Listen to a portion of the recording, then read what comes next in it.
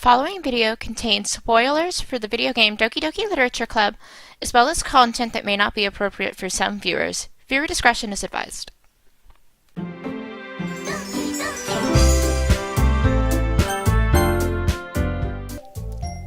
Doki Doki Literature Club is a psychological horror game that masquerades as a cute anime dating-style simulator. In the game, you, the player, joins a literature club with 4 incredibly cute girls, Sayori, Natsuki, Yuri, and Monika. For in-game reasons, you are allowed to write poems for only 3 out of the 4 girls, Sayori, Natsuki, and Yuri. As you play the poem minigame, writing your word salad for your clubroom crush, you'll discover each girl has a set of words that she prefers, and each set of words has certain themes to them. They may find these words preferable because it may pertain to their character flaws, which we'll talk about as we go through each character's poems, or it simply pertains to their own style of writing, personality, and interest. Today, we are going to talk about the meaning behind the poems the girls present us in DDLC and what they mean in relation to the girl. The girls write poems for the main character to read, and they are much deeper than roses are red, violets are blue. They have a message that the girl is trying to tell us about herself. I'm sure YouTubers before me have done this, and people with degrees in literature could actually give you a more accurate interpretation, but I'm going to take a stab at this anyway. Now, I want to make it clear that the poems I am going to be looking at are the ones you see before the second half of the game, before the game goes crazy. So anyone hoping I'll shed light on Yuri's bloodstained poem will be leaving terribly unsatisfied. I'd also like to note that this is a poem discussion, so my interpretation might not be the same as yours. That being said, I would love to hear your thoughts on the poems as well. Without further ado, let us hop into some Doki Doki Literature Club poems. We'll start off with reading Sayori's poems, since she has the fewest in the game. And hers are pretty simple reads. Let's start with reading the first poem she shows us, Dear Sunshine. Dear Sunshine, the way you glow through my blinds in the morning, it makes me feel like you missed me, kissing my forehead to help me out of bed, making me rub the sleepy from my eyes. Are you asking me to come out and play? Are you trusting me to wish away a rainy day? I look above, the sky is blue. It's a secret, but I trust you too. If it wasn't for you, I could sleep forever. But I'm not mad. I want breakfast. Now, this poem isn't actually about the sun. Similar to the children's song, You Are My Sunshine, it contains a metaphor for a person, not the weather. So sunshine in this case is us, the player of the game. We are Sayori's longtime friend. Are you asking me to come out and play? Are you trusting me to wish away a rainy day? These 2 lines are so important because at face value, while it sounds so cute, it literally isn't referring to play or even a rainy day. Play refers to function, her ability to hide her depression, her ability to put on a happy face. Rainy day directly refers to her depression. We know that because Sayori later on in the game refers to her sadness as rain clouds. So what this line is really saying is, do you want to be with me despite my problems? Do you want me to fight myself and engage in things with you? The next line is, I look above, the sky is blue. I can only explain this line with logic. Behind rain clouds, or clouds in general, is a blue sky, unless it's nighttime. So, she has the rain clouds, and she is looking up to us, the blue sky, the sunshine. I feel like I'll think of a better explanation for this line after making this video, though. It's a secret, but I trust you too. I adore this line because it references later on in the game when Sayori confesses to us. We tell her, remember how I always know what's best for you. and she nods, and no matter what answer you give her, she tells you, "I trust you with anything." This line refers to that feeling, that she has trust in us, that she trusts us to take care of her. She trusts that the player can make her day better just by being in it. And that's just so incredibly sweet. If it wasn't for you, I could sleep forever. This line tells us that we are something Sayori looks forward to. Depression can make a person, disinterested in things, as well as sap a lot or even all of their energy out of them, which is why she mentions sleep in this line.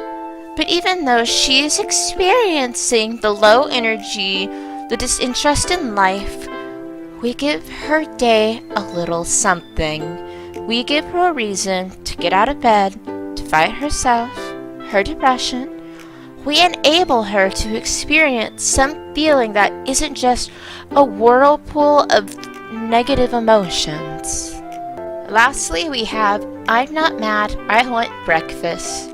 I feel like this is Sayori's way of dodging making it so obviously about a person and tie it back into morning-related things like waking up, a warm sunshine, and breakfast.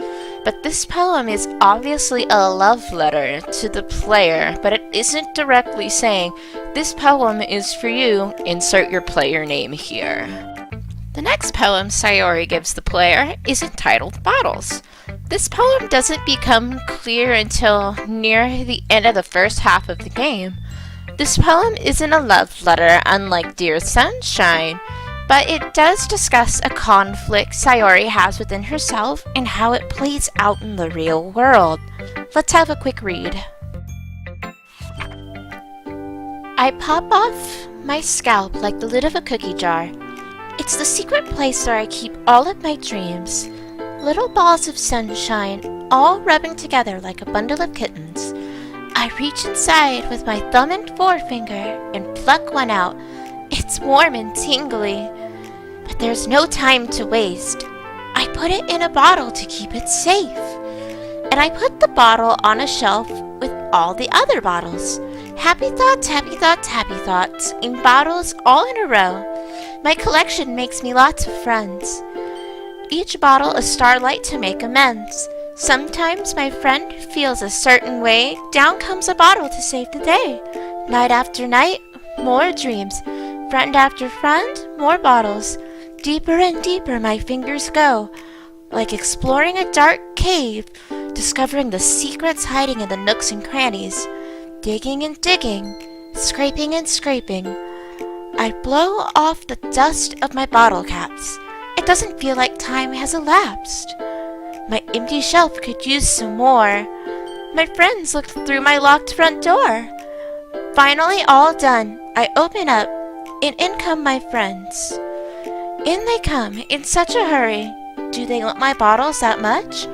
I frantically pull them from the shelf, one after another, holding them out to each and every friend, each and every bottle, and every time I let one go, it shatters against the tile between my feet.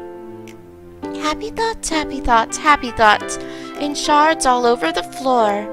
They were supposed to be from my friends who aren't smiling. They're all shouting, pleading, something. But all I hear is echo, echo, echo inside my head. There is a lot here, so we're going to get right into it. The beginning of the poem describes her opening up her scalp and digging for dreams. She is mining for dreams and happiness. She puts them in these bottles for safekeeping. As we know, Sayori has depression, so she has less energy than the other club members. What she is actually describing here is looking for energy and saving the energy she does have for things later on.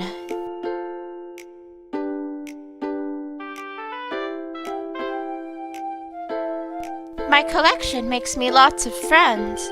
When she does use her energy to engage in activity, like the literature club, it attracts people because she comes off as full of energy, happy, cheerful, pleasant, sweet, willing to build up others. This is the person she presents to the world when she uses that energy. not going to say people who have depression aren't actually sweet and caring. I'm not going to say that these qualities are fake, but these are the qualities that attract people to her. Each starlight to make amends. Sayori, as we know, feels guilt when she needs help, when she wants attention, when she wants the player's affection, deflecting her feelings, putting her energy into others, redirecting the attention from her to others helps her resolve her internal guilt. That's how it makes amends. Knowing that, the next line makes a lot of sense. Sometimes a friend feels a certain way, down comes a bottle to save the day. Sayori wants to put energy into others because she wants others to feel good. She doesn't want others to feel the way that she does. You can see this in the scene where Natsuki and Yuri are fighting with each other. If you select her name, she steps in, stops the fight, and compliments both of the girls because she wants everyone to feel happy. Bottles. Deeper and deeper my fingers go. Alright, so basically, even though Sayori wants to put energy into others, particularly her friends, she is starting to run out of resources. Like a real mine, the more resources you remove from the caverns, the deeper you have to go to find more, and eventually the caverns will become completely depleted of those resources, and it'll remain that way for a really long time. She further describes her lack of energy or emotional emptiness by saying, digging and digging, scraping and scraping. Sayori continues to accumulate and find more energy and resources, but while she is doing that, she feels some sort of outside pressure. My empty shelf could use some more. Friends looking through my locked front door. This part is really worth discussing because I can't tell if she feels the pressure, the need to conjure up more energy for her friends is real, or in her head associated with the guilt that she feels. When Sayori is done with collecting enough energy to present herself to her friends, she describes, "In they come in such a hurry. Do they want my bottles that badly?" I frantically pull the bottles off the shelf, one after another. This is telling us that her energy is in higher demand than it is in supply. And because she becomes so frazzled, she is more prone to make mistakes such as dropping the bottles, as she describes. She is unable to provide the energy necessary. She wants to constantly provide happy thoughts to her friends, but when she is unable to, she feels like she has failed her friends, as she describes, "My friends who aren't smiling, they're all shouting, pleading, something." There really isn't a moment in the game where anyone is mad with Sayori. If anything, I feel the main character is hardest on Sayori.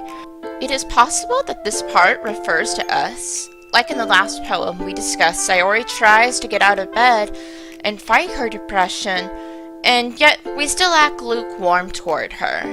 Again, it is hard to say if these perceptions are real or inside her head, especially with the last set of lines. But all I hear is echo, echo, echo inside my head. This is what makes me think that these perceptions are more in her head than actually happening in the real world. The echo, echo, echo that she's hearing inside her head is all that negative noise caused by her depression, that internal noise that does plague so many people that have mental disorders like depression or anxiety and the like. Sayori is a sweet, caring girl that deeply cares for her friends, but couldn't bear to have others care for her too much. Her depression, her rain clouds, cause her to feel guilt if someone cares for her too much. Sayori is a sweet bun that deserves love and head pats. Next, we will discuss Natsuki's poems. Natsuki is our tough cookie with the sweet center. Her poems are usually simple and cute in word choice, but have a really powerful message that Natsuki wants you to see and hear loud and clear. She really wants you to understand what she is saying. Natsuki also has no problem with telling you the motivation behind her poem, which we'll discuss as we read through her poems. Let's begin with Eagles Can Fly. Eagles can fly. Monkeys can climb. Crickets can leap. Horses can race. Owls can seek. Cheetahs can run. Eagles can fly. People can try, but that's about it. This poem doesn't require as much dissecting as Sayori's poems. This one lists off an innate trait that the animal named is typically good at or known for, and then follows up with people can try. There's a lot of truth to this poem because animals are amazing at doing these things. They learn it at an early age and are wired to do these things naturally.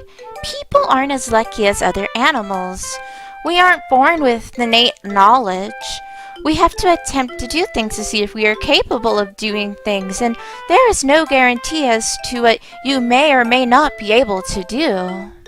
Natsuki describes this poem as being disheartened to see others do amazing things, so there is another layer to this poem. The other she is referencing to doesn't exactly mean the animals she refers to in her poem. There will always be other people who are excellent at things. It is so easy to see people do these amazing things and be good at them and feel as if you'll never be as good at that thing or be good at anything, for a matter of fact. That all you can do is try. As we know, Yuri and Natsuki have conflict with each other in the game and don't always appreciate the other's writing style. This poem, when it says people can try, but that's about it, may also refer to the fact that people, including Yuri, don't always take Natsuki seriously, no matter what she does, that she just comes off as cute. Following up on that, I would like to note that this poem does give us a bit of insight to Natsuki.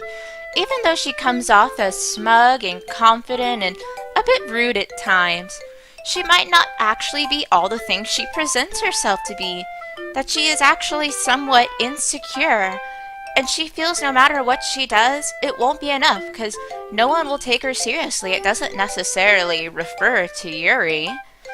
Some of you who have played through Natsuki's route will know that her dad isn't the ideal father figure. He is strict, aggressive, he is judgmental of Natsuki. It is even implied that he is abusive. These last two lines, but people can try, and that's about it, might even be referring to how she can never please her father. Whew, I know that was a lot to address for a poem with a few simple, cutesy lines. But we have a few other issues to address with Natsuki and her other poems. The second poem Natsuki presents the player is called Amy Likes Spiders, which is probably one of my favorite poems that she writes. So let's have a look at it. You know what I heard about Amy? Amy likes spiders. Icky, wriggly, hairy, ugly spiders. That's why I'm not friends with her. Amy has a cute singing voice. I heard her singing my favorite love song. Every time she sang the chorus, my heart would pound to the rhythm of the words. But she likes spiders. That's why I'm not friends with her. One time, I hurt my leg really bad. Amy helped me up and took me to the nurse. I tried not to let her touch me. She likes spiders, so her hands are probably gross. That's why I'm not friends with her. Amy has a lot of friends.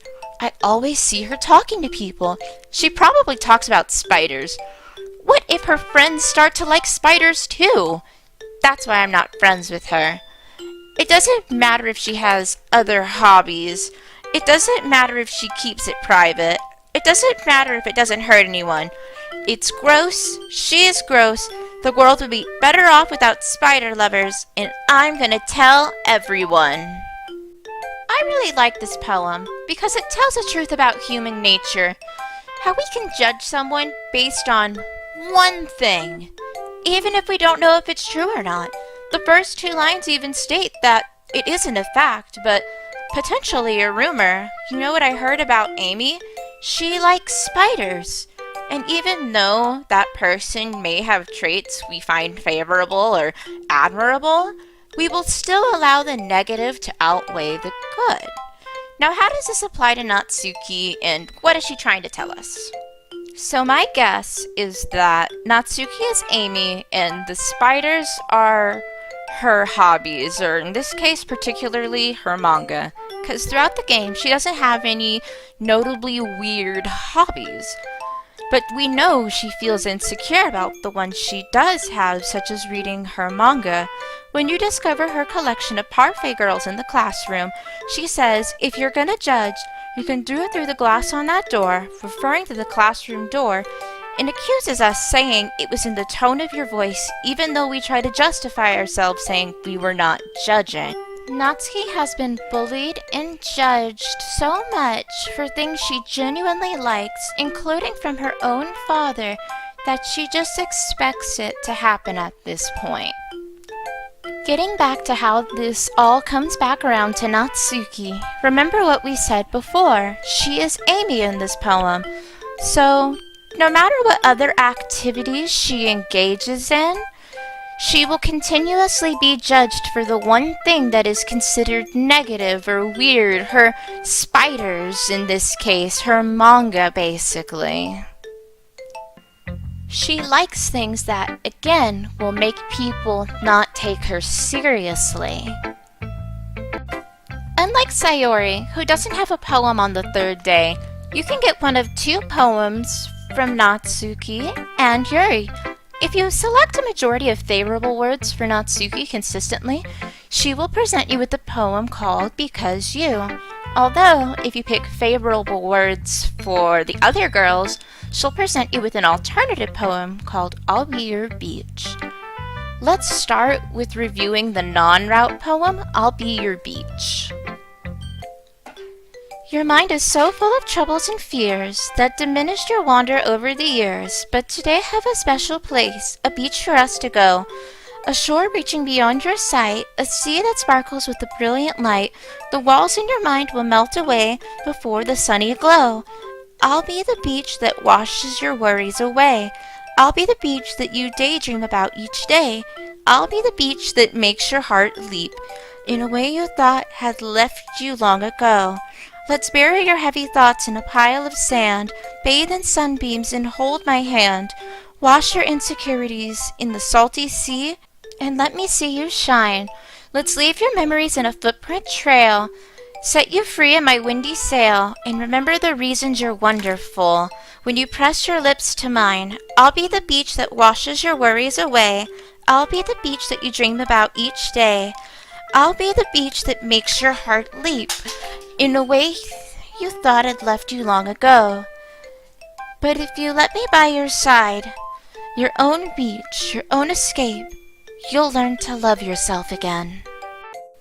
This poem is extremely romantic for Natsuki. It describes a stress-free getaway, forgetting your worries and letting go of your insecurities. Although the beach in this poem isn't a place, it is a person.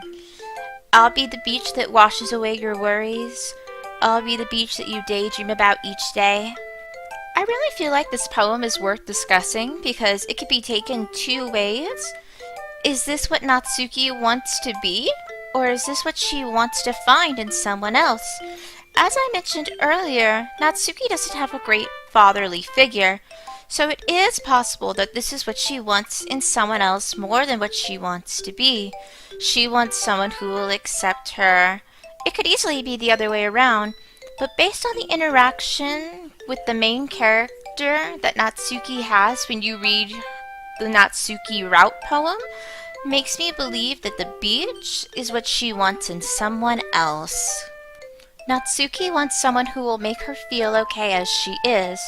She wants someone who will accept her, insecurities and all. She has been bullied consistently and misunderstood, and even when she tries to do better, her behaviors go unnoticed. She wants to break free from who she is, the person that she hides, and be told that she is wonderful. The beach she describes, I really do believe, is something she wants in someone else or in herself. But like I said, that's my belief based on the way she reacts to the alternative poem, Because You. Right before the Natsuki route poem, the main character confronts Natsuki about her confidence level, whether or not she feels good with her writing. Natsuki asks you, no, begs you to tell her that her poems are the best, even if you hate them. She works so hard to mask her insecurities by being tough, by being someone who can do things herself. But underneath, she's actually starving for affection. Something she doesn't get at home or in her school life, so it seems. The fact that she wants you to tell her that her writing is the best, even if you hate it, is what makes me believe she wants a beach in someone else. As the scene progresses, Natsuki at some point says she sounds stupid and admits to the fact that no one takes her seriously, even though she tries so hard. She tries so hard to escape the person she is so she can be accepted and liked as a person. This message has been so consistent throughout all her poems as well. After a very emotional breakdown, which we won't show the entire scene here, Natsuki reluctantly allows the player to read the alternative poem she had wrote, Because You. Without further ado, let us read the Natsuki route poem.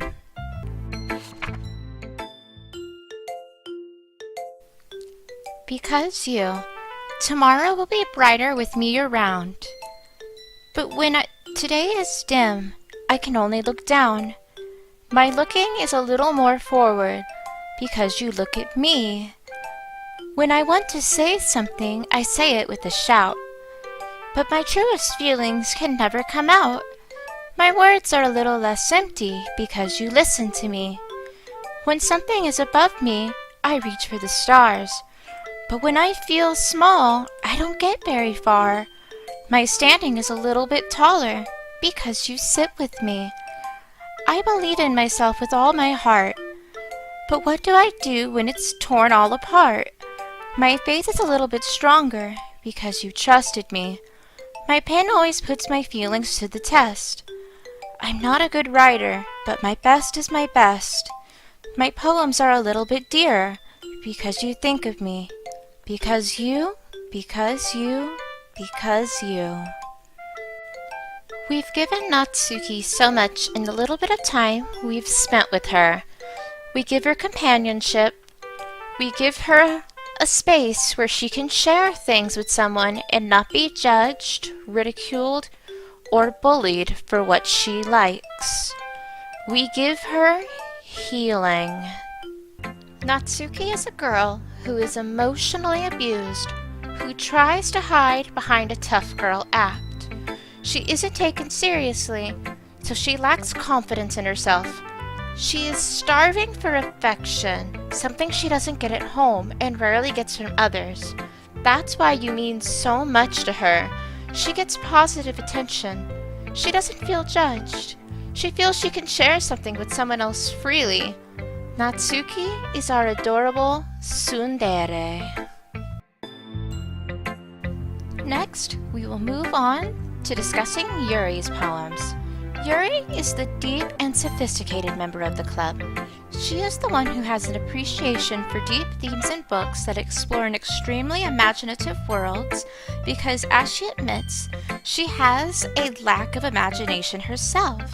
Although Yuri doesn't lack imagination at all, her poems paint vivid imagery that can leave the reader wondering what the exact focus is. I'm going to do my absolute best to explain Yuri's poems now. Let's start with Ghost Under the Light. Ghost under the light. The tendrils of my hair illuminate between the amber glow, bathing. It must be this one. The last remaining street lights have withstood the test of time, the last yet to be replaced by the sickening blue-green hue of the future. I bathe. calm, breathing air of the present, but living in the past. The light flickers. I flicker back. How can such a short poem have so much meaning behind it?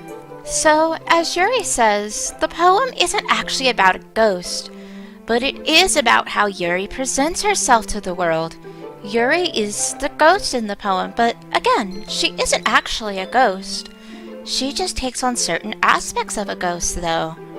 Ghosts are invisible. They are quiet. They linger. Ghosts are also known to remain in a place if they have unfinished business or live in a certain time period. With that in mind, let's dissect the rest of this poem. The amber glow from the streetlight is a reference to hope, warmth, and safety. The amber glow from the streetlight is a safe place for Yuri. She bathes in this hope while being reflective about the past while breathing air of the present. This part can be taken in a few different ways. I personally see it as a ghost in the present, but they are stuck in a certain time period or zone or particular moment. Again, this poem isn't about a real ghost. Yuri says that herself. But she seems to take on the qualities of a ghost. Another way to look at it is maybe she is being wishful for the past, because this amber glow from the streetlight is one that withstood the test of time, meaning it hasn't changed. She wants things to go back to being hopeful, like the glow of the amber light, but realizes she is stuck in an unfavorable time period, the present. I'm not sure what blue-green future references, honestly. All I can think of is that one song lyric from Elton John's song, Your Song. You see, I've forgotten if they're green or they're blue. Regardless, these are the colors she chose to represent the future, a sickening future at that. So this is a future she can't stand. She can't stand to be a part of that future. That is why she is being reflective of the past. The moment the light flickers, the moment that there seems to be a chance that this hope is false or even dying, she retreats from it rather than tend to it. She doesn't feel like her presence will make a difference. She doesn't feel like she can change the future for some reason. The second poem that Yuri presents us is probably her darkest. It is entitled The Raccoon. Let's have a read. It happened in the dead of night while I was slicing bread for a guilty snack. My attention was caught by the scuttering of a raccoon outside my window. That was, I believe, the first time I noticed my strange tendencies as an unusual human. I gave the raccoon a piece of bread, my subconscious well aware of the consequences, well aware that a raccoon that is well fed will always come back for more. The enticing beauty of my cutting blade was the symptom, the bread my hungry curiosity, the raccoon an urge. The moon increments its phase and reflects that much more light off of my cutting knife, the very same light that glistens in the eyes of my raccoon friend. I slice the bread fresh and soft. The raccoon becomes excited, or perhaps I am merely projecting my emotions onto my newly satisfied animal. The raccoon is taken to following to me. You could say that we've gotten quite used to each other. The raccoon becomes hungry more and more frequently, so my bread is always handy. Every time I brandish my cutting knife, the raccoon shows me its excitement. A rush of blood. Classic Pavlovian conditioning. I slice the bread and I feed myself again. Before we jump into the rest of the poem, I want to start by deciphering these 3 lines. The enticing beauty of my cutting knife was the symptom. The bread, my hungry curiosity, the raccoon, an urge. Understanding what these 3 things symbolize will make this poem incredibly clear. Similar to other poems we've read, this poem isn't actually about a raccoon. It isn't actually about bread, but it is actually about a knife. The raccoon in this case is Yuri's temptation. It is her want to indulge in something. The raccoon does reflect an urge, and the knife is the symptom. But the bread is actually a representation of skin. At church, or at least in my experience from the little bit that I've gone, you're given a piece of bread and told, "This is the flesh of your Lord and Savior Jesus Christ." That is why Yuri has her bread handy, because it is flesh. So when she says, "I gave the raccoon a piece of bread," my subconscious, well aware of the consequences, she is actually stating, by giving into an urge of engaging in self-harm, I knew I would crave for it again. And this idea is reinforced by the next line, well aware that a raccoon that is fed will always come back for more. Because she gave into that urge, into the raccoon, as she calls it, she knows that this urge will become more frequent. Yuri describes, "The moon increments its phases and reflects that much more light off my cutting knife, the very same light that glistens in the eyes of my raccoon friend. I slice the bread, fresh and soft, the raccoon becomes excited." This whole part of the poem gives us an incredible insight as to how she feels and when Yuri engages in self-harm. First off, every time the act of self-harm is implied, it is usually associated with night. So it isn't something she does at school or in public. This is something she does in private. Secondly, she likes it. She gets excited even when she is thinking about it. As she states, "Light glistens in the eyes of my raccoon friend." She even goes as far as to describe her urge to harm herself as her friend, as in, this is something she is well acquainted with. Remember how earlier in the poem, Yuri discusses how she knew the consequences? Well, those expected consequences became reality. As Yuri describes, the raccoon becomes hungry more and more frequently. Due to Yuri enjoying this activity, she has picked up the frequency in which she engages in it. To her, it is like a Skinner box type thing. The more you do it, the more rewards you get. But I'm not sure what her rewards are. She only says, "I feed myself again." But exactly how? If you do the Yuri route, or at least pick her for festival preparations, she will tell you that she has a thing for knives, and the knife that she brings with her on that particular day is particularly sharp. As for why does Yuri engage in self-harm, that's something worth discussing and questioning. A friend of mine thought it might have been related to her anxiety, like how some people start with pulling their hair or scratching their skin. Maybe it started out as picking her skin and just evolved into using knives. This could be true. As we know, Yuri does have anxiety, or is typically anxious. Just like Natsuki, if you picked words that were favorable consistently for Yuri, you have a chance of getting an alternative poem. On the fourth day, she could either present you with a poem entitled Beach or Ghost Under Light Part 2. We're going to start with the beach poem and then we'll read the Yuri route poem. A marvel millions of years in the making, where the womb of the earth chaotically meets the surface, under a clear blue sky, an expanse of bliss, but beneath gray rolling clouds, an endless enigma. The easiest world to get lost in is one where everything can be found. One can build a sandcastle where the sand is wet, but where the sand is wet, the tide comes. Will it gently lick at your foundations until you give in? Or will a sudden wave send you crashing down in the blink of an eye? Either way, the outcome is the same. Yet, we still build sandcastles.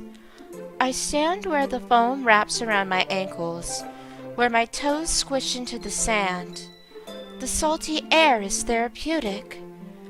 The breeze is gentle, yet powerful. I sink my toes into the ultimate boundary line, tempted by the foamy tendrils. Turn back, and I abandon my piece to eroded shore. Drift forward, and I return to earth forevermore. I'm not going to lie. Yuri's version of the beach poem is the hardest normal poem in the game. But I feel like this is her style. I mean, it's nothing like Wheel, but this is still a challenge. So I had to reach out to a friend to help me understand this poem a little bit more. Without further ado, I'm going to put our thoughts together to describe what we think it means. From the first few lines, we can gather that Yuri describes the beach as a place of calm and mystery, as it is the place where the sea and earth collide. This is the place where everything can be found. I also see it as describing the place where things are created, as this is the womb of the earth. This is more of a poetic version of the Big Bang, I think. One can only build a sandcastle where the sand is wet, but where the sand is wet, the tide comes. Yet we still build sandcastles. This part of the poem can be described as the passage of time and how time claims everyone and everything in some way or another. No matter how we do something or what we do, it will be gone one day. We will one day be gone. Whether that end is met by tides gently licking at your foundation, eroding you or your creation away slowly over a long period of time, or will a sudden wave send you crashing down, meaning everything will come to an end quickly, even before your sandcastle is complete. Even though over time things are destroyed, we still build sandcastles. Or, in other words, life is still created. New things will arise. The last few lines were a bit confusing for me. My friend Ryan describes this part as someone at the end of their time. The ocean has eroded their sandcastle, their foundation, and they are returning to the earth at this point. This makes sense because this is the only part of the poem that describes how someone is feeling what they are experiencing. I stand, I sink my toes, I abandon my peace. Understanding the poem now, I appreciate how it explores the idea of existence and how all things begin and will eventually end. Before you get to read Yuri's poem, Ghost Under the Light Part 2, you give Yuri praise for her writing style and how much it influences your own. You're the inspiration I was chasing after, basically. You follow up with asking Yuri why hasn't she shared your poems with anyone else before. She reflects sadly on the reasons, saying, I didn't have a choice. She admits to eating lunch by herself, isolating herself from others because they make fun of her for her body type, her know-it-all personality, although I don't view her as a know-it-all, just someone with very strong and fixed opinions. This is why she reads books so much. There are characters she can love and enjoy, and they will never ridicule her for the way she is. She tells you how much she appreciates you because despite her faults, the way she acts, you treat her normally. Alrighty, we are going to take a look at Yuri's last poem for the first half of the game, Ghost Into the Light Part 2. This part of the poem will bring light and meaning onto the first version of Ghost Under the Light that Yuri presents the player with. Let's read the Yuri Route poem. The tendrils of my hair illuminate beneath the amber glow, bathing. In the distance, a blue-green light flickers. A lone figure crosses its path, a silhouette obscuring the eerie glow. My heart pounds. The silhouette grows. Closer, closer. I open my umbrella, casting a shadow to shield me from visibility. But I am too late. He steps into the streetlight. I gasp and drop my umbrella. The light flickers. My heart pounds. He raises his arm. Time stops. The only indication of movement is the amber light flickering against his outstretched arm. The flickering light is in rhythm with the pounding of my heart.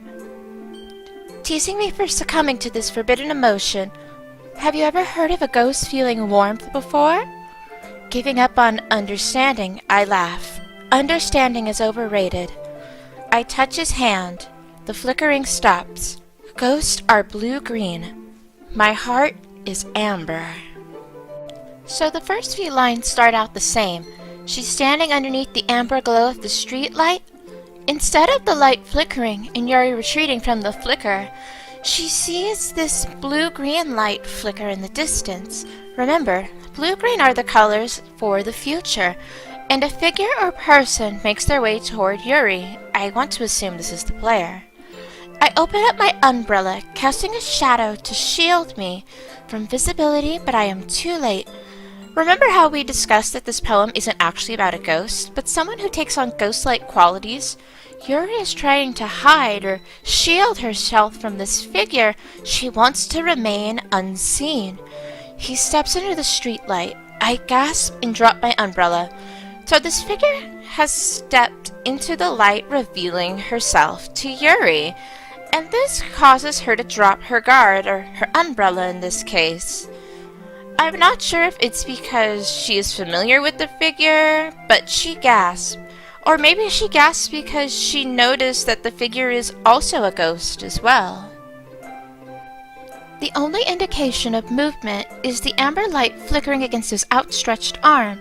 The flickering of the light is in rhythm with the pounding of my heart. His arm being illuminated by the flickering of the amber light might be assigning this gesture of his to hope, warmth, and safety. But the light is still flickering, and as we discussed before, a flickering light resembled false or dying hope. Maybe in this case it is resembling a risk, because this figure surfaced from the blue-green light, those colors that resemble a sickening future. Teasing me for succumbing to this forbidden emotion. Have you ever heard of a ghost feeling warmth before? The forbidden emotion she's speaking of is love or affection. So if you've ever seen a ghost show, whether you're a believer or not, I'm sure you've seen a clip where the ghost hunter is using a special thermometer and is noting, "It's cold here, there must be a ghost." This is another aspect of ghosts that she takes on, is being cold. By experiencing love or affection of sorts, she is experiencing warmth. Giving up on understanding, I laugh. Understanding is overrated. This is the sweetest line that Yuri could have possibly written.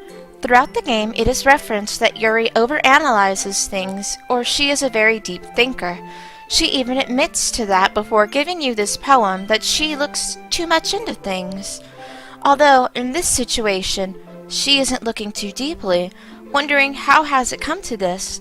She just accepts it.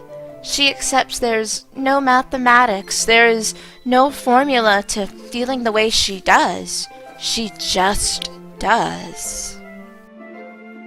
I touched his hand. The flickering stops.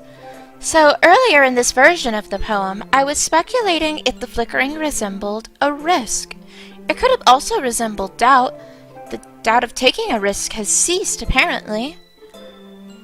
Ghosts are blue-green. My heart is amber. So assuming the colors have a similar meaning to the one that I assign to them or are interpreting them as, this would translate into, we are the future. My heart is filled with hope. She is saying that she is now hopeful for the future instead of wishing for the past, like in the first part. Yuri is a complex and thoughtful girl with anxiety, obsessive tendencies, and prone to intentional self-harm. Yuri has a hard time making and keeping friends because of how strongly she comes off about things, and that gives people the wrong impression about her. This has led Yuri to isolating herself because she is scared of what people might think of her or how they may treat her. Despite that, she is still a thoughtful and very caring person. Yuri is our shy little bookworm that needs someone to help her be good to herself. Finally, we are going to be discussing Monica's poems. Hers are some of the most interesting because even before the player figures out they pertain to her being in a game, they all seem to have some sort of meaning that could be relatable to the player. Alrighty, let's dive into the poems of our dear club leader, Monica. Let's start with the first poem she presents us, Hole in the Wall. It couldn't have been me. See, the direction the sparkle protrudes. A noisy neighbor, an angry boyfriend? I'll never know. I wasn't home. I peer inside for a clue. No, I can't see. I reel, blind, like a film left out in the sun. But it's too late. My retina's already scorched with a permanent copy of the meaningless image. It's just a little hole. It wasn't too bright.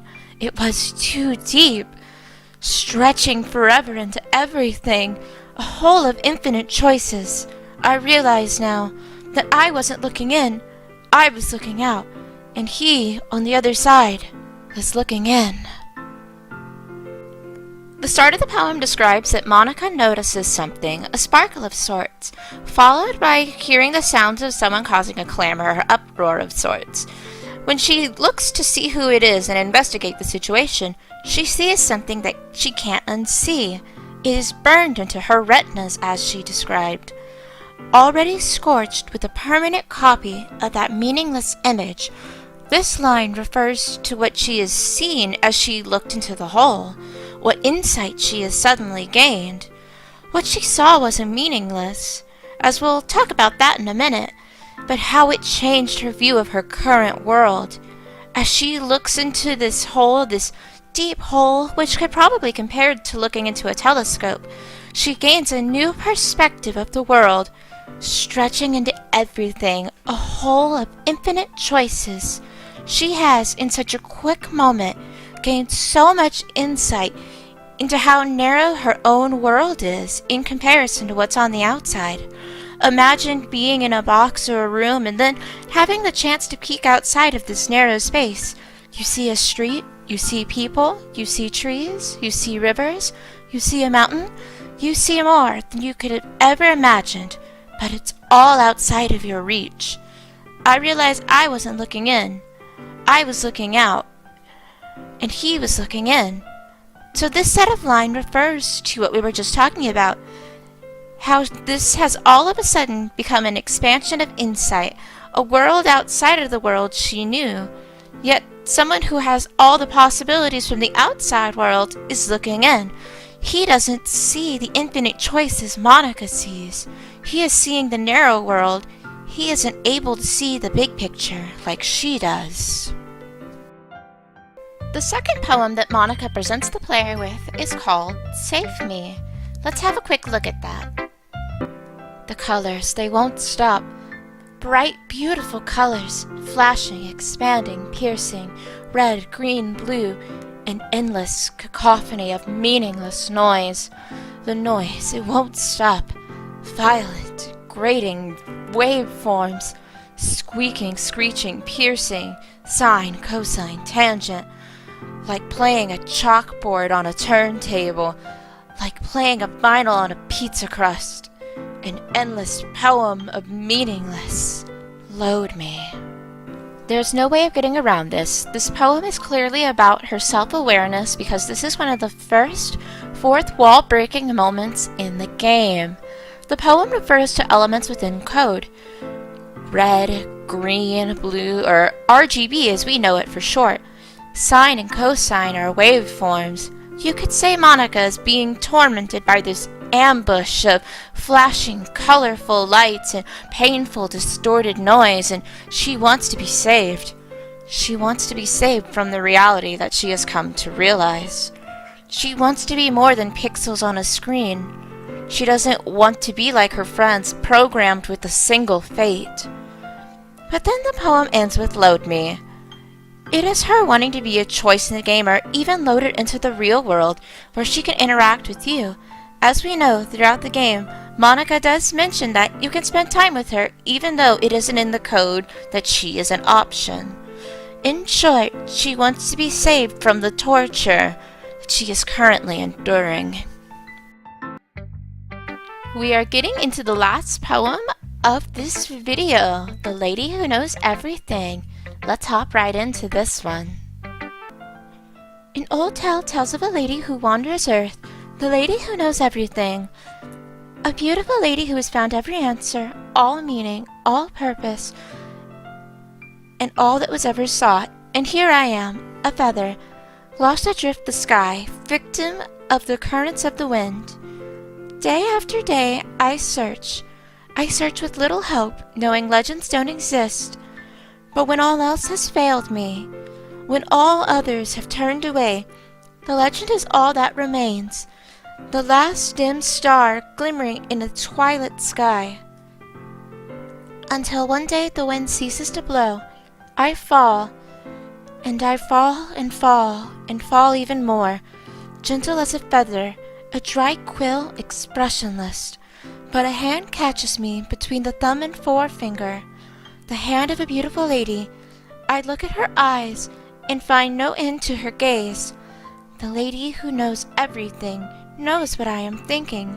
Before I can speak, she responds in a hollow voice, I have found every answer, all of which amount to nothing.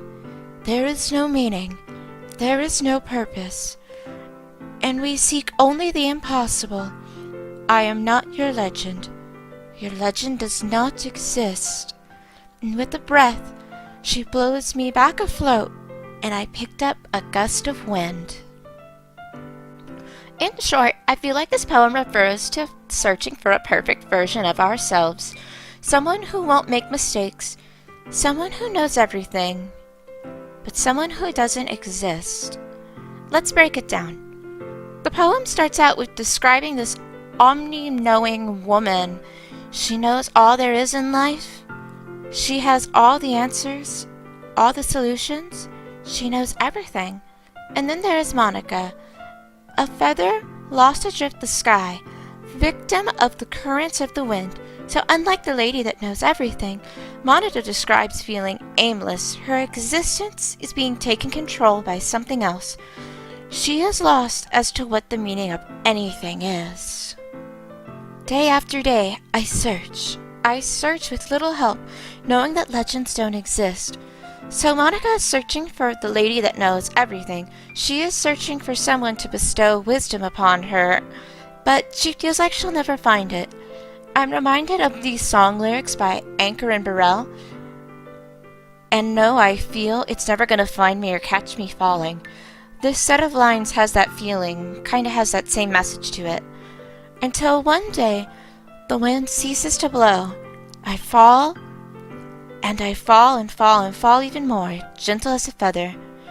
The path she was on, even though aimless, even though controlled by something else, has stopped, stopping Monica in her tracks. Her journey at this point is no longer looking forward, but looking downward as she falls. But a hand catches me between the thumb and forefinger, the hand of a beautiful lady. I look at her eyes and find no end to her gaze. So her journey, that seemed to come to a sudden end, actually did lead her to the lady that knows everything. And even though she had little faith in finding her because she was a legend, she still found her. The lady that knows everything is currently examining Monica's entire being to give her the answer that she seeks. The lady who knows everything knows what I am thinking. Before I can speak, she responds in a hollow voice, I have found every answer, all of which amount to nothing. There is no meaning, there is no purpose. So this part obviously refers to Monica becoming sentient, but also holds a message that is true. While seeking knowledge is a wonderful thing, while seeking the truth is absolutely an excellent thing, knowing too much, knowing everything, can take the magic out of life. Someone who was once ambitious to know all, now sees all, and all the mysteries are gone. Knowing everything has made her life purposeless. It has made her life dull. We only seek the impossible. I am not your legend. Your legend does not exist. The legend of the lady who knows everything doesn't amount up to the actual person. The person you seek doesn't exist.